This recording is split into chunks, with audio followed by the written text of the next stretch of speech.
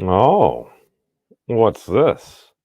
When Platonic solids combined, we get the rhombic tricontahedron. We conjecture ahead. Although this is going to be weird, and it's going to be about a different. Title of the conference was something like Ground Truth or Turtles All the Way Down.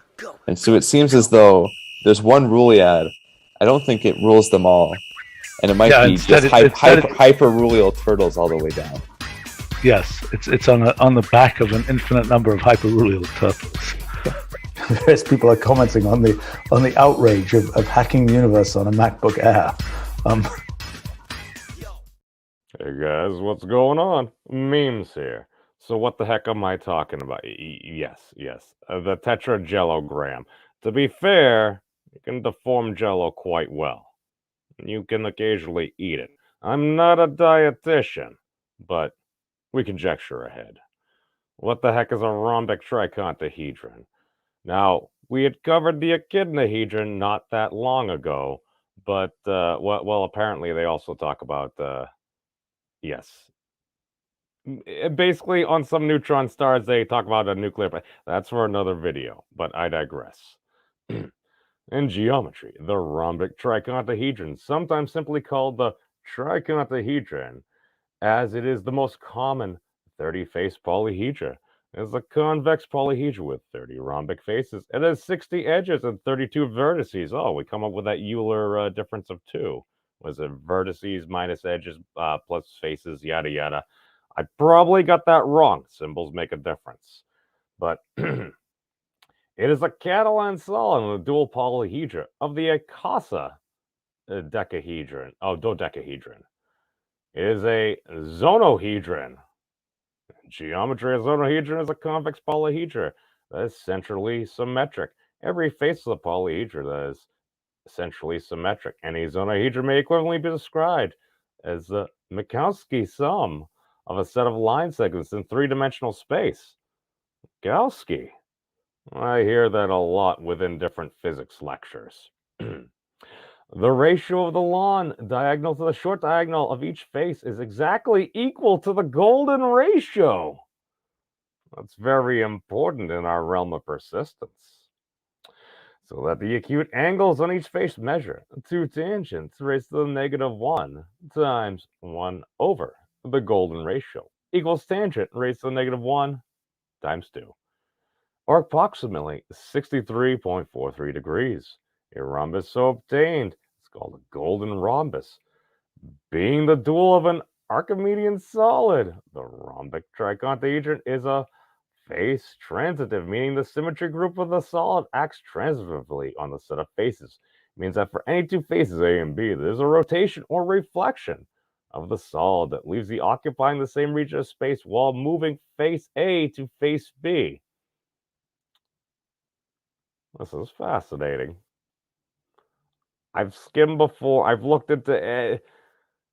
This was brought to my attention by some very smart people. The rhombic tricontahedron is somewhat special in being one of the 9 edge transitive convex polyhedra, the other being the 5 Platonic solids, the cubooctahedron, the icosododecahedron, and the rhombic dodecahedron. It's pretty neat. The rhombic tricontahedron is also of interest as its vertices include arrangement of floor Platonic solids. It contains 10 tetrahedra, 5 cubes, an icosahedron, and a dodecahedron. Ooh. The centers of the faces contain 5 octahedron. Oh, so what you're saying is a tetrahedron, cubes, an icosahedron, and a dodecahedron, and the centers of the faces contain octahedron. When the Platonic solids combine, you get a rhombic dodecahedron, tricontahedron. I apologize. It's a lot of words. Hello, Jen. You're gonna like this one. Hey, Whitechapel. Welcome, my friend. Thank you for joining us. All right, all right. So there's a lot of beautiful things here. You start playing around with the math. It's really, oh, look at this. Transformation from a cube to a rhombic tricontahedron by dividing the square face of the four squares and splitting the middle edge. Geometry is fascinating. I probably should have tagged this video with that stuff, but okay. I need to do so much more reading, but we go to our friend Wolfram Alpha. So we can see, as we said, vertices plus faces minus edges. That happens to be 2. Volume, 4 times the square root of 5, which is also under plus 2 times the square root of 5. Those are really nifty. Equals about 12.3107. The surface area, 12 times the square root of 5. There's a lot of 5s in here. Yeah, that number's important. 26.8328. And we got the mid-radius. Oh, that's interesting. 1 over blah, blah, blah. 1 plus 1 over the square root of 5 equals 1.44721. And the id-raised to the square root of 1 plus 2 over the square root of 5, 1.37. I like that number. 638. Got the little net. The rhombic tricontrahedral graph. That's very beautiful. Oh. So it's dual polyhedron, like dodecahedron. Okay. We get really funny, and we got plenty of tags that are cool. The rhombic guy, as we see, we went through this before. The cube 5 compound has the 30 facial planes of the rhombic tricontahedron, and its interior is a rhombic tricontahedron. That's really cool. Thank you, Math World and Team Wolfram. Oh, we got some really cool. Okay, this is fascinating. The rhombs of the rhombic tricontahedron generate to form an icosododecahedron of unit edge lengths have the dimensions x equals 1/8 times 5 plus the square root of 5, and y equals 1/4 times the square root of 5, giving a ratio of x divided by y, which equals the golden ratio, where phi is the golden ratio, making them golden rhombi. Am I getting Super Saiyan vibes here? Okay, so go into the edge length, the tangential quadrilaterals. Oh, looks like you can kind of stack it there. The dihedral angle between the adjacent faces is pi divided by 5, or 36 degrees. While a dihedral angle between the faces sharing only one single point in common is pi divided by 3, or 60 degrees. Look at that beautiful bean images. This is just, it's so beautiful. Oh, look at the inertial tensors. 35. Oh, that's 7 times 5. Again, a lot of 5s there. We go into the rhombic tricontahedron stelliations. Yes, we're back to our good friends, the stelliations there. That might be. See, geckos actually apparently possess quantum properties. We did a video on that about a year ago. It's quasi effects. No, I think it was February 1st, something like that. But well, I'm not even sure if that's a real thing or not. It can totally be one in my mind, but I'm wondering if there's any familiar faces in here. Want to take a guess? I think I see at least one. What we got? And this enumerates 13 basic series of Eddie, 1958. Enumerates 13 basic series of tessellations of the rhombic tricontahedron, the total number of which is extremely large. Following 1973 gave a set of restrictions upon which complete enumerations of stelliations can be achieved. Winner, 1983, page 36. Messier, 1995, describes 227 tessellations, including the original solid in the count, as usual, some of which are illustrated above. The Great Stelliation. I love the terminology. Software reproduces Messrs 227 fully supported stellation using Milner's rules. We covered that before in the echidnahedron video. Gives how many is this? That's 358,830. Excuse me, 358,833,098 stellations, and 84,959 of them were flexible, and 35,874. Oh my God, I think I got that off by an order of magnitude. Yes, I totally did. Yeah.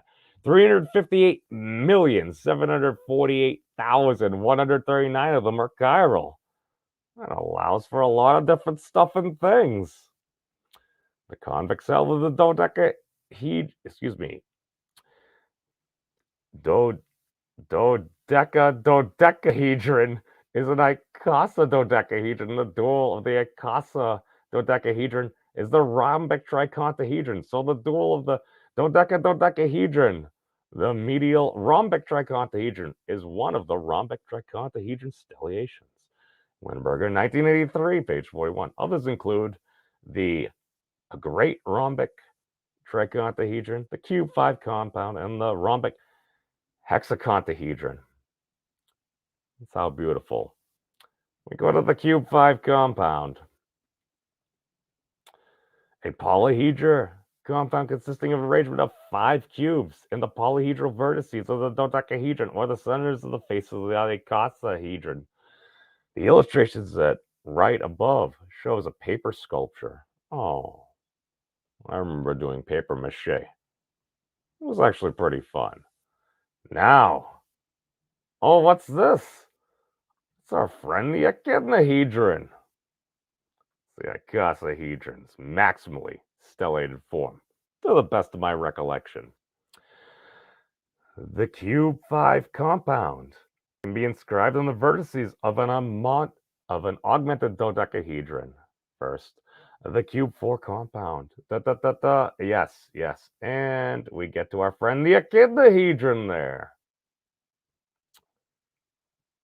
And again, we get to different This is remind me of some of Professor Sigmund and Saul Schleimer's work there, at least as far as the triangles. I was veering triangulations and back again. Totally love the Tolkien reference.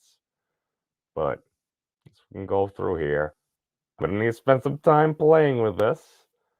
Oh, the edge lengths. Oh, look, there's 7 of them. That's pretty nifty. As we continue through here. Yes. Such a beautiful thing. We've got numbers for the surfaces and volume.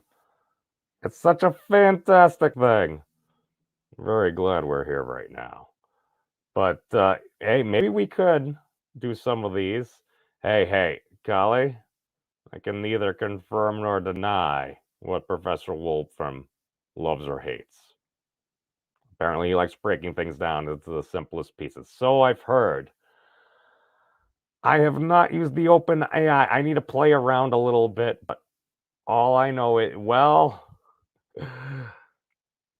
I also enjoy the algorithm because the algorithm totally pointed me in a particular direction. I may or may not have come across another gentleman who, I think he was doing an extension of Buckminster Fulch's work, and he happened to have a rhombic tricontahedron in there. Apparently, he has a bunch of stuff coded in Python. I really think things are going to get quite interesting really soon. But, oh.